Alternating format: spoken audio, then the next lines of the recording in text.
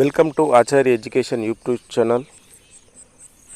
ఈరోజు మనం ఈ టాపిక్ సంబంధించినటువంటిది పురాణాలకు సంబంధించినటువంటి అంశం తెలుసుకుందాం. మనకు సాహిత్య ప్రక్రియలో రెండో అంశంగా పురాణాలకు సంబంధించి మనం ఈరోజు తెలుసుకుందాం. పురాణాలకు సంబంధించినటువంటి నిర్వచనాలు మనకున్నాయి. ఈ నిర్వచనాలకు సంబంధించి ఇంతకుముందు డిఎస్సిలో కూడా నిర్వచనాలు కానీ దాని యొక్క అర్థం కానీ ఏ పురాణం ఎవరు రాశారని ఏ ప్రక్రియ అయినా అంతే. మనకు 4 విభాగాలుగా ఉన్న తెలుగులో ప్రతి దాని నుంచి సుమారు 2.5 మార్కులు రావడానికి ఆస్కారం ఉంటుంది. ఈ ప్రక్రియలో కూడా మనకు 2.5 మార్కులు అంటే సుమారు 4 లేదా 5 బిట్లు ప్రక్రియలకు సంబంధించి రావడానికి ఆస్కారం ఉంది. ఇక దీంట్లో ఫస్ట్ నిర్వచనం తీసుకుంటే పురాభవమితి పురాణం. పురాభవమితి పురాణం ప్రాచీన కాలంలో పుట్టినది. మరి పురాభవమితి పురాణం అని ఎవరు చెప్పిర్రు అంటే శబ్దకల్పద్రుమం అనేటువంటిది మనకు చెప్పడం జరిగింది. పురాభవమితి భవమితి శబ్ద కల్పద్రుమం అనేటువంటిది గుర్తించుకోవాలి. నిర్వచనాలు ఇస్తారు మనకు, దీంట్లో ఎవరు చెప్పారనేటువంటిది. తర్వాత పురా పూర్వాస్మిన్ భూతమితి పురాణం. పురా పూర్వాస్మిన్ భూతమితి పురాణం అంటే ప్రాచీన విషయాలను తమయందు పొందుపరుచుకున్నవి అనేటువంటి అర్థం. పురా పూర్వాస్మిన్ భూతమితి పురాణం అంటే అమరకోశము అనేటువంటిది మనకు నిర్వచనం ఇచ్చింది. తర్వాత పురాణీయతే ఇది పురాణం అనేటువంటిది నిరుక్తం మరియు వాచస్పృత్యం నిఘంటు అనేటువంటిది మనకు నిర్వచనం ఇవ్వడం జరిగింది. తర్వాత పురాపినవం పురాణం. పురాపినవం పురాణం, నవము అంటే కొత్తది అంటే భవిష్యము అని గుర్తుంచుకోండి. పురాపినవం పురాణం భవిష్యము. తర్వాత పురాణ సంబంధించినటువంటి ఇంకా పురాణవం భవతి పురాణం. పురాణవం భవతి పురాణం ఇది నిరుక్తము అనేటువంటిది గుర్తుంచుకోవాలి. తర్వాత పురాణం పంచలక్షణం, ఇది మనకు చాలాసార్లు రావడం జరిగింది క్వశ్చన్. ఇది పురాణం పంచలక్షం అనేది అమరసింహుడు అమరకోశంలో అని చెప్పడం జరిగింది. తర్వాత పురా ఆనక్తి ఇది పురాణం, ఇది బ్రహ్మాండ పురాణం చెప్తుంది. ఇది కొద్దిగా గుర్తుంచుకోవడానికి ఏంటంటే భవమితి పురాభవమితి అనేటువంటిది శబ్దకల్పద్రుమం అనేటువంటిది గుర్తుంచుకోవాలి. భూతమితి పురా పూర్వాస్మిన్ భూతమితి అనేది అమరకోశం అనేటువంటి గుర్తుంచుకోవాలి. పురాణీయతే ఇది పురాణం అనేది నిరుక్తము వాచస్పృత్య నిఘంటు అనేటువంటి గుర్తుంచుకోవాలి. పురాపినవం అనేది గుర్తుంచుకుంటే భవిష్య పురాణం. పురా అపినవం అంటే భవిష్యము, మళ్ళీ పునరావృతమవుతుంది అనేటువంటి అంశం గుర్తుంచుకోవాలి. తర్వాత పురాణవం భవతి పురాణం. పురాణవం భవతి పురాణం అనేటువంటి నిరుక్తుడు యాస్కాచార్యుడు. తర్వాత పురాణం పంచలక్షణం అన్నది అమరసింహుడు అమరకోశంలో ఉన్నది. పురా అనక్తి ఇతి పురాణం అనేటువంటిది బ్రహ్మాండ పురాణానికి సంబంధించి. ఇవి నిర్వచనాలకు సంబంధించినటువంటి అంశం. ఏదైనా నిర్వచనం కానీ ఇంకా ఏదైనా రావచ్చు. ఇవి నిర్వచనాలు, పురాణానికి సంబంధించినటువంటి నిర్వచనాలు. తర్వాత పురాణానికి సంబంధించినటువంటి పంచలక్షణాలు, ఇది కూడా చాలా ఇంపార్టెంట్. పురాణానికి సంబంధించినటువంటి పంచలక్షణాలు ఈ క్రింది వాటిలో ఏవి అని కూడా మనకు ఆర్డర్ వైజ్ కాకుండా ఈ 5 ఏవి అని అడుగుతుండొచ్చు. ఆ 5 మనం గుర్తుంచుకోవాలి. సర్గ ప్రతిసర్గ వంశ మన్వంతరాని వంశానుచరితం, ఇవి పురాణం పంచలక్షణం అని అన్నది అమరసింహుడు అమరకోశంలో అని మనం ఇప్పుడు చెప్పుకున్నాం. ఈ విధంగా పురాణం పంచలక్షణాలు గలది సర్గ ప్రతిసర్గ వంశ మన్వంతరాని వంశానుచరితం అనేటువంటిది. మరి సర్గ పురాణ పంచలక్షణాలలో సర్గ దేని గురించి తెలియజేస్తుందంటే సృష్టి జ్ఞానము, యుగారంభంలో సృష్టి. సర్గ అంటే సృష్టి అనేటువంటి అర్థం వస్తుంది. సర్గ అంటే ఏంది? సృష్టి, యుగ ఆరంభంలో సృష్టి. తర్వాత ప్రతిసర్గ అంటే పునఃసృష్టి అనేటువంటి వస్తుంది. మరి పునఃసృష్టి ఎప్పుడు కలుగుతుంది? ఏదైనా ప్రళయం లేదా యుగాంతం సంభవించిన తర్వాత మళ్ళీ పునఃసృష్టి సంభవిస్తుంది. ఎవరిచే సంభవిస్తుంది? మరి బ్రహ్మాదులచే సృష్టి సంభవిస్తుంది. ఇది ప్రతిసర్గ. తర్వాత వంశం అంటే ఋషులు కానీ దేవదానవుల వంశకర్తల చరిత్ర. దేవతలు కానీ రాక్షసులు కానీ వాళ్ళ వంశానికి సంబంధించినటువంటి చరిత్ర మనం వంశ అనేటువంటి లక్షణం చెప్పుకోవచ్చు. తర్వాత మన్వంతరాని. మన్వంతర అంటే మనువులకు సంబంధించినటువంటి పాలనకు సంబంధించి. మనువులు మనకు ఎంతమంది? మనువులు మనకు 14 మంది ఉన్నారు. ఈ 14 మందిలో మనకి ఇప్పుడున్నట్టు ప్రస్తుత మనువుకు సంబంధించినటువంటి పేరు ఏంటంటే వైవస్వత మనువు. మనువు పేరు ఏం పేరు? వైవస్వత మనువు. తర్వాత వంశానుచరితం, సూర్యచంద్ర వంశజుల చరిత్ర. విధంగా ఇక్కడ టీజీటీ డిఎస్సి అనేటువంటి ఇంతకుముందు వచ్చినటువంటి ప్రశ్న అనేటువంటి గుర్తించుకోవాలి. మరి వంశానుచరితం అనేటువంటిది ఏంటంటే సూర్యచంద్ర వంశజుల వారి వంశాలకు సంబంధించినటువంటిది తెలిసేటువంటిది వంశానుచరితం అని చెప్పుకోవచ్చు. తర్వాత ప్రతిసర్గకు మరో పేరు. ప్రతిసర్గకు మరో పేరు విసర్గమని చెప్తున్నారు. వేదాల హృదయాలను ఆవిష్కరించేవి, అంటే వేదం యొక్క భావాన్ని తెలియజేసేది, వేదం లోపల ఏముంది, దాని భావం ఏముంది అనేటువంటి తెలియజేసేదాన్ని మనం పురాణము అని అంటాం. మరి పురాణం పంచలక్షణం అని అమరసింహుడు అమరకోశంలో చెప్పాడు. మరి పురాణం అనేటువంటి దశలక్షణ సమన్వితం, అంటే 10 లక్షణాలు ఉన్నటువంటిది ఎవరు చెప్పారు అంటే భాగవతం చెప్పడం జరిగింది. మరి భాగవతంలో సర్గ, ప్రతిసర్గ, వంశ, మన్వంతరాని, వంశానుచరితంతో పాటు ఏమేమి ఉన్నాయంటే ఇక్కడ వృత్తి, రక్ష, సంస్థ, హేతువు, తర్వాత అపాశ్రయం అనేటువంటి ఈ 5 లక్షణాలు మనకు అదనంగా ఉన్నాయి. ఇవి దశలక్షణ సమన్వితానికి సంబంధించి భాగవతంలో పేర్కొన్నారు. తర్వాత సంస్కృతంలో మొత్తం పురాణాలు ఎన్ని?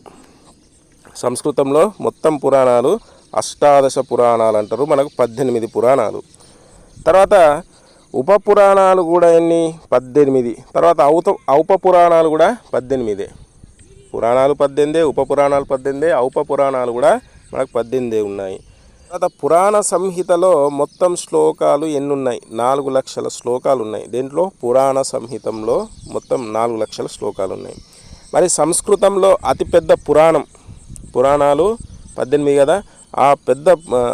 ఆ పురాణాలలో పెద్ద పురాణం ఏంటంటే స్కాంద పురాణము అతిపెద్ద పురాణము. మరి ఈ పురాణాలు రాసినటువంటి వారు ఎవరు అంటే కృష్ణద్వైపాయనుడు. ఎవరి పేరు?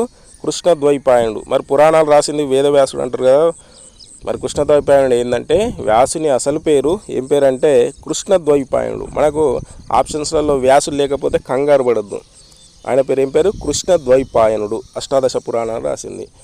ఈ కృష్ణద్వైపాయను గల పేరే వేదవ్యాసుడు. వేదవ్యాసుడు అని ఎందుకు వచ్చింది? వేదములను విభజించాడు కాబట్టి వేదవ్యాసుడు వచ్చింది. వ్యాసరూపకంగా ఉన్నటువంటి వేదాలను విభజించాడు కాబట్టి వేదవ్యాసుడు అనే పేరు రావడం జరిగింది. వేదవ్యాసుడి గల అసలు పేరు కృష్ణద్వైపాయనుడు. ఇక 18 పురాణాలకు సంబంధించి తీసుకుంటే మనకు దీనికి ఒక శ్లోకం ఉంటుంది. మద్వయం బద్వయం చైవ భ్రత్రయం వా చతుష్టయం అనాపలింగ కూస్కానాని పురాణాన్ని ప్రచక్షతి, లేదా పృథక్ అని కూడా అంటారు. మద్వయం అంటే మా అనే దానికి సంబంధించినటువంటి 2 పురాణాలు ఉంటాయి. మద్వయం అంటే ఇక్కడ ఉదాహరణకు మత్స్య పురాణం ఉన్నది. తర్వాత ఇంకా నెక్స్ట్ దీంట్లో తర్వాత మార్కండేయపురం, మత్స్య పురాణం, మార్కండేయ పురాణం. మద్వయం అంటే మా అనే అక్షరం మీద 2 పురాణాలు. తర్వాత బద్వయం బా అనే అక్షరం మీద, తర్వాత బ్ర అనేటువంటి అక్షరం మీద. తర్వాత అనాపలింగ కూస్కనాని. ఆ అంటే అగ్నిపురాణం, నా అంటే నారద పురాణం, తర్వాత పా అంటే పద్మపురాణం, లింగ అంటే లింగ పురాణం, గా అంటే గరుడ పురాణం. ఈ విధంగా మనకు 18 పురాణాలు. ఈ పురాణాలకు సంబంధించి ఒకసారి గుర్తుంచుకోవడానికి ఏముంది ఇలా? మద్వయం బద్వయం చైవ భ్రత్రయం వా చతుష్టయం. మా అనే అక్షరానికి 2, తర్వాత మా అనే అక్షరానికి 2. మద్వయం బద్వయం చైవ. భ్రత్రయం బ్రా అనేటువంటి దానికి సంబంధించి ఉదాహరణకు బ్రహ్మాండ పురాణం, బ్రహ్మవైవర్త పురాణం, బ్రహ్మాండ పురాణం అనేటువంటి భ్రత్రయం. వా చతుష్టయం, వా అనే అక్షరము 4 పురాణాలు ఉన్నాయి. వరాహ, వామన, వాయు, విష్ణు. ఇవి వా అనేటువంటి చతుష్టయం. అనాపలింగ కూస్కానాని. ఇవి మనకు 18 పురాణాలు. ఇవి పురాణాలకు సంబంధించినటువంటి. తర్వాత వేదాలను ఏమంటామంటే అపౌరుషేయాలు అంటాం. వేదాలు ఏంటి? అపౌరుషేయాలు. వేదాలను అపౌరుషేయాలు అంటాం. మరి పురాణాలు హర్షప్రోక్తాలు. పురాణాలు హర్షప్రోక్తాలు. మరి వేదాలు ఎలాంటి? ఇంతకుముందు డిఎస్సిలో వచ్చినటువంటి, ఈ ఎల్పిలో, హెచ్జిటిలో, స్కూల్ అసిస్టెంట్లో వచ్చినటువంటి ప్రశ్నలు. వేదాలు ఏంటి అంటే ప్రభు సంహితాలు. వేదాలు ప్రభు సంహితాలు. మరి వేదాలు ప్రభు సంహితాలు అంటే ఏంది? ఇక్కడ అర్థం ఏంటంటే వేదాలు ఒక రాజ్యంలో ఉన్నటువంటి ప్రభువు ఎలాంటి ఆర్డర్స్ ఇస్తాడో ఆ ఆర్డర్స్ని మనం ఫాలో కావాలి. అందుకే వాటిని వేదాలు అంటాం. వేదంలో చెప్పినటువంటి విధంగానే మనం నడవాలి. దాన్ని ప్రభు సంహితం అంటాం. పురాణాలు మిత్ర సంహితాలు. పురాణాలు మిత్ర సంహితాలు ఎట్లా ఉంటాయంటే వేదాల యొక్క భావమే పురాణం అని చెప్పుకున్నాం. మరి పురాణం మిత్ర సంహితం ఎట్లా అవుతుందంటే ఏదైనా మనకు తెలియక తప్పు జరిగింది, ఏదైనా మనం చేయడానికి కూడా పని చేయడం జరిగింది, మరి దానికి ప్రాయశ్చిత్తం ఎట్లా చేసుకోవాలనేటువంటిది మనకు పురాణంలో చెప్పడం జరుగుతుంది. కాబట్టి అది మిత్ర సంహితం. మళ్ళీ తప్పు చేయకుండా ఉండకుండా దానికి ఒక చిన్న రెమెడీ లాంటిది చేయడం అనేటువంటి విషయాలు పురాణాలు సూచిస్తాయి. తర్వాత కావ్యములు, ఇవి కాంతా సంహితాలు. కావ్యము దేని గురించి రాయడం జరుగుతుంది అంటే కాంత గురించి, స్త్రీ గురించి రాయడం జరుగుతుంది. కాబట్టి కావ్యం అనేది కాంత సంహితం. మరి వేదము ప్రభు సంహితం అయితే, పురాణం మిత్ర సంహితం అయితే, కావ్యములు కాంతా సంహితంలో అవుతున్నాయి. వైదిక సాంప్రదాయానికి భిన్నంగా ఉన్నటువంటి పురాణాలు జైన పురాణాలు మరియు బౌద్ధ పురాణాలు కూడా వస్తాయి. అంటే ఈ మన హైందవ పరంగా ఉన్నటువంటి ధర్మం ఏదైతే ఉందో ఆ ధర్మానికి విరుద్ధంగా ఉన్నటువంటి భిన్నంగా ఉన్నటువంటి పురాణాలే జైన పురాణాలు అని మనం చెప్పుకోవచ్చు. తీర్థంకరుల జన్మ విశేషాలు మహిమలు తెలిపేటువంటి జైన పురాణాలు. తీర్థంకరులు అంటే ఎవరు? జైన పురాణంలో ఉన్నటువంటి అత్యుత్తమైనటువంటి వ్యక్తిని మనం తీర్థంకరులు అంటాం. తర్వాత బౌద్ధంలో పురాణాల వంటి వాటిని ఏమంటామంటే జాతక కథలు. బౌద్ధానికి సంబంధించి పురాణం జాతక కథలు, జైనానికి సంబంధించినటువంటి జైన పురాణాలు. తర్వాత చారిత్రక అంశాలు బాహుల్యంగా గల పురాణాలు, అంటే చరిత్రకు సంబంధించినటువంటి ఎక్కువగా ఉండేటువంటి పురాణాలు ఏమున్నాయంటే ఇక్కడ బ్రహ్మాండ పురాణము, వాయు పురాణాలు. చారిత్రక అంశాలు ఎక్కువగా ఉన్నాయి, అంటే ఎలా వచ్చింది అనేటువంటి అంశానికి సంబంధించి. తర్వాత విష్ణు అవతార నామాన్ని అనుసరించి పెట్టబడిన పేర్లు గల పురాణాలు. విష్ణు అవతారాలు, విష్ణు ఎన్ని అవతారాలు ఎత్తాడు? 10 అవతారాలు ఎత్తాడు. మత్స్య కూర్మ వరాహ నారసింహచ్చ అనేటువంటి ఆ శ్లోకం ఉంటుంది, దాంట్లో 10 అవతారాలు ఎత్తాడు.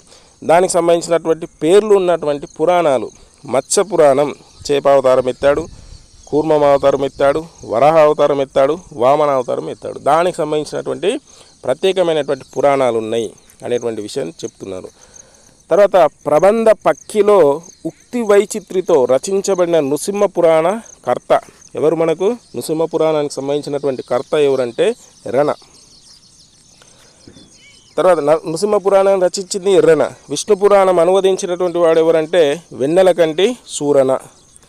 తర్వాత ఇంకా కొన్ని బిట్స్ మనం తెలుసుకుందాం. ఆంధ్ర భవిష్య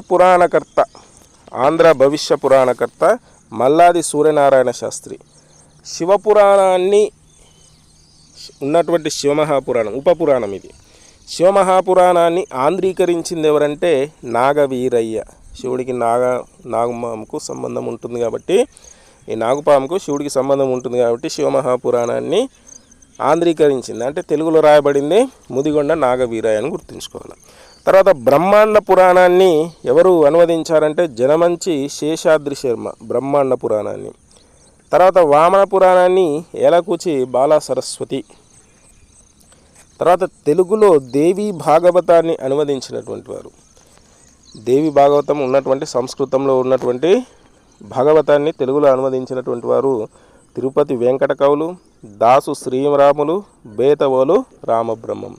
బేతవోలు రామబ్రహ్మానికి దేవి భాగవతాన్ని తెలుగులోకి అనువదించినందుకు గాను కేంద్ర సాహిత్య అకాడమీ రావడం జరిగింది.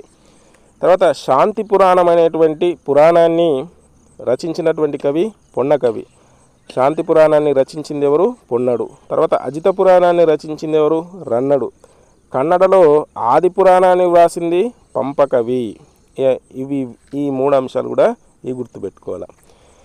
నెక్స్ట్ పద్మపురాణాన్ని ఆంధ్రీకరించినాయి, అంటే తెలుగులో రాసింది పద్మపురాణాన్ని మణికి సింగన. ఇది ఇంకా అంశాలు. సంస్కృత భాగవతంలో ఎన్ని శ్లోకాలు ఉన్నాయి? భాగవతం ఉంది కదా, ఆ సంస్కృత భాగవతంలో ఎన్ని శ్లోకాలు ఉన్నాయి? 18,000 శ్లోకాలు ఉన్నాయి. మరి తెలుగులోకి భాగవతాన్ని రచించింది ఎవరు? ఆంధ్రీకరణ చేసింది ఎవరంటే పోతన. మరి భాగవతంలో ఉన్నటువంటి స్కందాలు ఎన్ని? 12. ఇక ప్రబంధ యుగంలో వెలిసినటువంటి పురాణము మత్స్య పురాణము. దీన్ని హరిభట్టు రాయడం జరిగింది. ప్రబంధ యుగంలో పురాణం రాసింది ఎవరు అంటే హరిభట్టు రాయడం జరిగింది. అంటే దాంట్లో అన్ని ప్రబంధాలే రాయడం జరిగింది. శ్రీకృష్ణదేవరాయల యుగంలో అన్ని ప్రబంధాలే రాశాడు. కానీ వెరైటీగా ఇతను ఏం చేశాడంటే పురాణాన్ని రాశాడు, మత్స్య పురాణాన్ని. తర్వాత వరాహ పురాణం అనువదించిన జంట కవులు. వరాహ పురాణాన్ని అనువదించినటువంటి వారు నంది మల్లయ్య గంట సింగన. ఇది కూడా చాలాసార్లు అడిగారు. వరాహం అంటే ఏంది? పంది. మరి దీన్ని ఎవరు అనువదించారంటే నంది అని గుర్తుంచుకోవాలి. నంది మల్లయ్య గంట సింగన. తర్వాత ఆంధ్ర పురాణం రచయిత మధునాపంతుల సత్యనారాయణ. తర్వాత గర్గ భాగవతాన్ని అనువదించిన చివుకుల అప్పయ్య. తర్వాత భాగవత పురాణం అనువదించిన ఆధునిక కవి, భాగవత పురాణాన్ని అనువదించిన ఆధునిక కవి ఎవరు అంటే శ్రీపాద కృష్ణమూర్తి శాస్త్రి. సంస్కృతంలో రాసినటువంటిది, సంస్కృతంలో ఉన్నటువంటి భాగవతాన్ని ఆంధ్రీకరించింది తెలుగులో మన పోతన అయితే, తర్వాత మళ్ళీ రాసింది ఎవరు అంటే శ్రీపాద కృష్ణమూర్తి శాస్త్రి. ఈ భాగవతాన్ని మళ్ళీ ఎవరు రాయడానికి ప్రయత్నం చేయలేరు. వేరే అంశాలు రామాయణం కానీ భారతం కానీ చాలామంది రాశారు, కానీ భాగవతాన్ని రాయడానికి ఎవరు కూడా ప్రయత్నం చేయలేరు. తర్వాత బసవ పురాణం, ఇది కూడా ఒక పురాణమే కాబట్టి బసవ పురాణానికి సంబంధించి పాల్కుర్కి సోమన. సూత పురాణాన్ని రాసింది త్రిపురనేని రామస్వామి చౌదరి. ఇది మనకు పురాణాలకు సంబంధించినటువంటిది. ఇంకా మార్కండేయ పురాణానికి సంబంధించినటువంటి ఇంతకుముందు వచ్చినటువంటి ప్రశ్నలు చూస్తే, తెలుగులో ప్రథమాంధ్ర మహాపురాణం. మరి తెలుగులో ప్రథమాంధ్ర పురాణం ఏంటి సార్ అని అంటే, తెలుగులో ప్రథమాంధ్ర మహాపురాణం అంటే తెలుగులో రాసినటువంటి పురాణం. అంటే అష్టాదశ పురాణాలు ఉన్నాయి కదా, తెలుగులోకి మొట్టమొదటిగా అనువదించినటువంటి పురాణం ఏంటంటే మార్కండేయ పురాణం.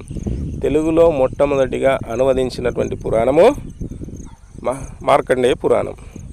తర్వాత రెండవ ప్రతాపరుద్రుని సేనాని నాగయ్య గన్ననికి అంకితమైనటువంటి పురాణం కూడా మార్కండేయ పురాణమే.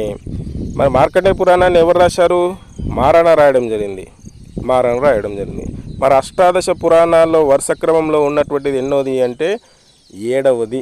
మనకు భాగవతానికి సంబంధించి 5వది, మార్కండేయ పురాణానికి సంబంధించి 7వదని మాత్రమే మనకు చరిత్రకారు చెప్పడం జరిగింది. 1వది ఏది, 2వది ఏది అని మనకి ఏది కూడా చెప్పలేరు. భాగవతం 5వది, మనకు మార్కండేయ పురాణం 7వ వరుస క్రమంలో ఉన్నటువంటిది అని చెప్పడం జరిగింది. ఇక తర్వాత కొన్ని అంశాలు ఎవరెవరు ఏమేమి రాశారో ఒక్కసారి మనం ఈ టేబుల్లో మనం తెలుసుకోవడానికి ప్రయత్నం చేద్దాం. మార్కండేయ పురాణాన్ని మారణ రాయడం జరిగింది. మార్కండేయ మారణ. వరాహ పురాణాన్ని నందిమల్లయ్య గంట సింగన. తర్వాత గరుడ పురాణాన్ని పింగళి సూరన రచించాడు. తర్వాత విష్ణు పురాణం వెన్నెలకంటి సూరన. ఇది పద్య అంటే కావ్య రూపంలో విష్ణు పురాణాన్ని వెన్నెలకంటి సూరన రచిస్తే, మరి వచన భాగంలో ఎవరు రచించారంటే తుపాకుల అనంత భూపతి రచించడం జరిగింది. తర్వాత వామన పురాణం ఏలకూచి బాలాసరస్వతి. తర్వాత బ్రహ్మాండ పురాణాన్ని జనమంచి శేషాద్రి శర్మ. తర్వాత పద్మ పురాణోత్తర ఖండాన్ని మణికి సింగన. శివపురాణాన్ని నాగవీరయ్య శాస్త్రి, ముదిగొండ నాగవీరయ్య శాస్త్రి. తర్వాత మార్కండేయ పురాణం వచనం. మార్కండేయ పురాణాన్ని పద్య కావ్య రూపంలో రాసింది మనకు మారణ అయితే, వచన భాగంలో రాసింది కల్లూరి వెంకట సుబ్రహ్మణ్య దీక్షితులు.